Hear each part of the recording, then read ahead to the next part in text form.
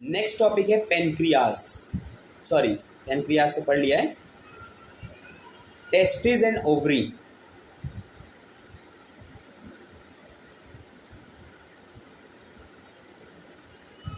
देखिए, आपको मालूम है कि ह्यूमन रिप्रोडक्शन में पढ़ा है या पढ़ेंगे कि टेस्टिस जो है वो बॉडी के आउटसाइड एक पाउच प्रेजेंट होता है जिसको स्क्रोटम कहा जाता है, उसके अंदर प्रेजेंट होती है।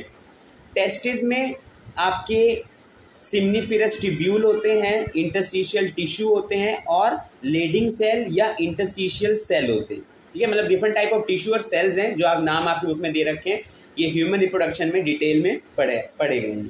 ठीक है, अब यहाँ से आपके हॉर्मोन्स निकलते हैं। एक आपका हार्मोन है एंड्रोजेंस और एक आपका जो हार्मोन है वो है टेस्टोस्टेरोन। अगर हम एंड्रोजेन की बात करते हैं तो ये मेनली हेल्प करता है in the formation of sperm. ठीक है, जो एंड्रोजेन है वो एक तो स्पर्म फॉर्मेशन, इसको स्पर्मेटोजेनेसिस भी कहते हैं।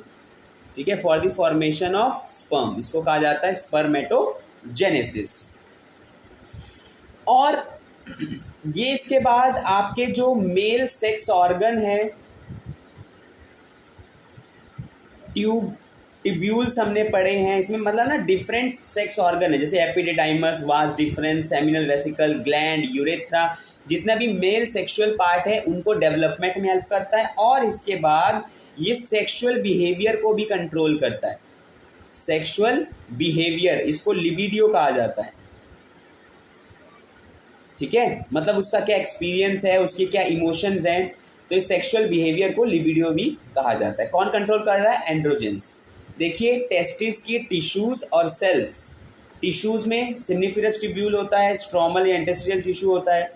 फिर हमने इस तरीके से पढ़ा था ना कि पहले देखो होता क्या है कि टेस्टिस में लोब्यूल्स होते हैं जिनको टेस्टिक्यूलर लोब्यूल्स कहा जाता है। टेस्टिक्यूलर लोब्यूल्स में फिर छोटे छोटे कंपार्टमेंट होते हैं जिन्हें सिम्निफेरस ट्यूब्यूल्स कहा जाता है। सिम्निफेरस ट्यूब्यूल्स में जैसे मान लीजिए सिम्निफेरस ट्यूब्यूल इस तरीके से बना हुआ है, इनके बीच में जो गैप्स होते हैं यहाँ पे आपके लेडिंग सेल या इंटरस्टिशियल सेल्स होते हैं जो एंड्रोजेंस और टेस्टोस्टेरोन आपके बना रहे हैं।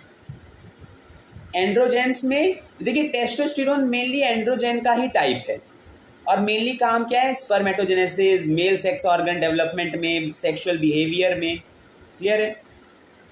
और इसके अलावा जितने भी चेंजेस आते हैं, प्यूबर्टी चेंज, जैसे वॉइस में चेंज आना, अग्रेसिवनेस आना, मेल फीमेल में वॉइस का चेंज मेनली क्योंकि मेल का है तो मेल में पर्टिकुलरली वॉइस चेंज आना, एग्रावेशन होना या अग्रेसिवनेस होना या pubic hair, axillary hair, facial hair, ये सबका ग्रोथ होना।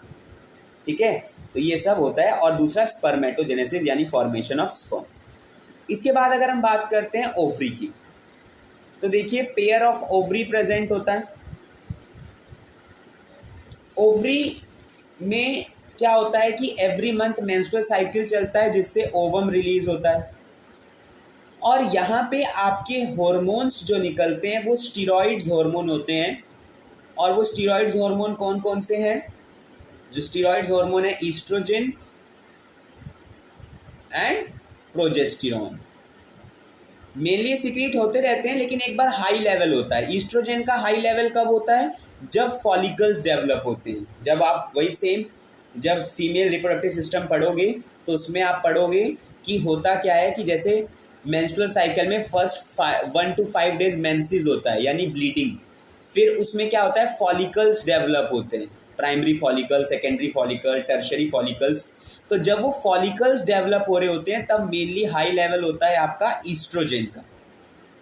और इसके बाद क्या होता है कि अराउंड 14 डेज में जो फॉलिकल्स है वो रप्चर हो जाता है और उसमें से आपका सेकेंडरी oocyte जो ओवम बनेगा वो आपका बाहर आ जाता है। फिर जो जैसे मान लीजिए फॉलिकल्स था, रप्चर हुआ, आपका सेकेंडरी oocyte बाहर। अब जो ये बचा फॉलिकल, ये फिर एक दूसरे स्ट्रक्चर में चेंज होता है जिसको कहा जाता है कॉर्पस ल्यूटियम। जो कॉर्पस ल्यूटियम है ये क्या सिक्रीट करता है? प्रोजेस्टेरोन। ध्यान रखिएगा, कब ईस्ट्रोजेन है, कब प्रोजेस्टेरॉन है। देखो, अगर हम ईस्ट्रोजेन की बात करते हैं तो ईस्ट्रोजेन जो है वो मेनली डेवलपमेंट में, फीमेल सेक्सुअल कैरेक्टर्स में, जैसे पिच वॉइस की, मेमोरी ग्लैंड डेवलपमेंट में, सेक्सुअल बिहेवियर में, ये सब काम करता है। अगर अब हम बात करते हैं प्रोजेस्टेरॉन, तो प्रोजेस्टेरॉन जो है ना वो प्रेगनेंसी में बहुत मदद करता है, क्योंकि ये क्या करता है, ये यूट्रस की वॉल को डेवलप करके रखता है। अगर प्रोजेस्टेरॉन हाई है, अगर प्रोजेस्टेरॉन का लेवल हाई है, तो इसका मतलब यूट्रस की जो सबसे अंदर वाली वॉल होती है वो डैमेज नहीं होगी।